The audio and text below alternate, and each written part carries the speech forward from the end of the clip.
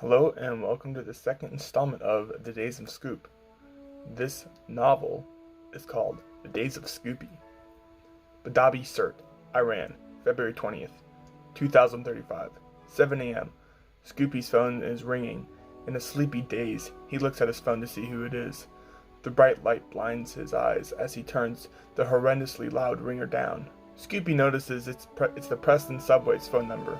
He accepts the call and heard a familiar voice on the other line asking, "Scoopy, man, could you come down to the way? We need to talk to you. It's urgent." The call ended before Scoopy could even reply back. Once Scoopy figured out who it was, memories of his father, Scoop, came floating back to him. The man on the other line was one of Scoopy's uncle, DBrickashaw. He was one of his father's best friends for years and his past co-worker. DBrickashaw helped Scoopy's mom after his dad died from a Jimmy John's assassination back in 2019. Scoopy's dad was working on a top-secret Subway plan before he passed away. Scoopy's dad told him before he passed away to make Subway the best sandwich shop ever. Scoopy never really had the motivation as his father did. He pursued an archaeologist career in Iran. That was his dream job. But Scoopy knew he had to see what his uncle wanted back in the States. Scoopy was driving the 230-mile ride to the nearest airport in Tehran. During his ride, he was thinking about everything his father told him, and what he never accomplished. Scoopy always felt a little guilty how he never did what his father wanted him to. Scoopy finally got to the airport and got on the next plane that was going to Seattle. The next day, Scoopy landed in Seattle. He got inside a rental car and traveled over to Preston. Scoopy arrived at about 12 p.m. When Scoopy pulled up to the Subway parking lot, he noticed that not too many things had changed in Preston. Scoopy sat in his car for a couple minutes contemplating what his uncle would tell him. Scoopy finally got the courage to get out of his car and approach the front door of Subway. He opened the door and the smell of Subway came rushing into his nostrils. As Scoopy sees DBrickashaw come from the back, he exclaims, "Scoopy, my nephew, good to see you." "Hello, Uncle DBrickashaw. How have you been?" "Fantastic," DBrickashaw replies. "Here, come to the back. We need to talk." Scoopy opens the door of the back to be greeted by his uncle. DBrickashaw tells Scoopy, "Follow me, you're going to be surprised." DBrickashaw opened the door to the walk-in refrigerator. Scoopy was confused why he would want to talk in here. Then DBrickashaw opened the door to the freezer at the back of the fridge. Scoopy asked DBrickashaw, "Uncle DBrickashaw, why do you want to talk in here?" "Watch, my child," DBrickashaw says in an excited way. Scoopy watches as DBrickashaw opens a secret latch in the freezer and walks down the steps, down into a hole. "What the hell is this?" Scoopy says in an uncertain tone of voice.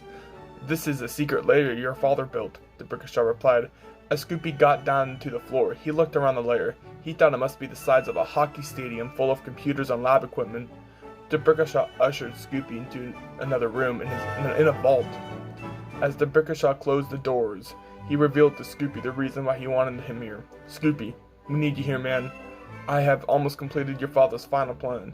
You're the only one who has the genes that can pull this assignment off. You have to go inside Jimmy John's to take their secret formula. If you do so, we can combine ours with theirs and be the best sandwich shop that has ever existed." Scoopy thought that his uncle was very determined to complete what his father couldn't do. Scoopy replies, "Why can't anyone else do it? You're the only one who can do it. Jimmy John's wouldn't expect you out of all of the people to do this. Please, this is what your father wanted forever." DBrickashaw stated in a pleading tone of voice. Scoopy would feel bad to decline this task from his uncle. "Damn it, Uncle Brick. I'll make the mob for you and do the job for my father. Good looks, man. Now here's the plan to sneak out into Jimmy John's just after they close," DBrickashaw exclaims. "According to my calculations, the security system doesn't activate until 10 minutes after they set the alarms for the doors. So you have to break into the store. Wooden Tunnel and I would back you up." "Ugh, Wooden Tunnel's coming? I guess so." Scoopy never really liked Wooden Tunnel because his father had a disliking towards him, but Scoopy was willing to set aside his differences. "We'll go tonight, Scoopy. Meet me in the Highlands parking lot at the parking garage near Jimmy John's at 1200 sharp," DBrickashaw voiced. "Sounds good, Chief," Scoopy replied. 1200 Highlands parking lot. Scoopy pulled up to DBrickashaw and Wooden Tunnel. Scoopy got inside the car and DBrickashaw announces, "Bitchin', you guys ready?" Scoopy and Wooden Tunnel shout, "Hell yeah!" DBrickashaw pulled up to the Jimmy John's parking lot and told Scoopy, "Nice, now here's the map and the night vision goggles, Scoopy. Good luck." Scoopy got out of the car and approached the front doors of Jimmy John's. Sweat was running down his face in fear. Scoopy used a pick lock to unlock the doors. Then he entered the store. He knew he had to disarm the alarm in the back. Scoopy rushed over to the alarm and looked at the back of the map code. 94I184, Scoopy said out loud. Scoopy slowly pressed the keypad with extreme concentration. As Scoopy was on the letter I and typing in the code, he thought it was a number 1 and pressed the number 1. Within a half a second, a fire alarm sounding noise was coming from the keypad. Scoopy dashed out of Jimmy John's. He got inside DBrickashaw's car and told him, "Bail, bail! Type the key code wrong." As DBrickashaw was rushing out of the parking lot, walls came out from underneath the ground at the perimeter of the Jimmy John's parking lot. "What the hell is this?" DBrickashaw screamed as he slammed on the brakes to avoid crashing into the wall. Wooden Tunnel states, "I do not have any recollection of Jimmy John's having this type of power and technology in all of my years of research." Scoopy got out of the car and noticed the ceiling had formed as well. Scoopy announces, "We're trapped in here like mice."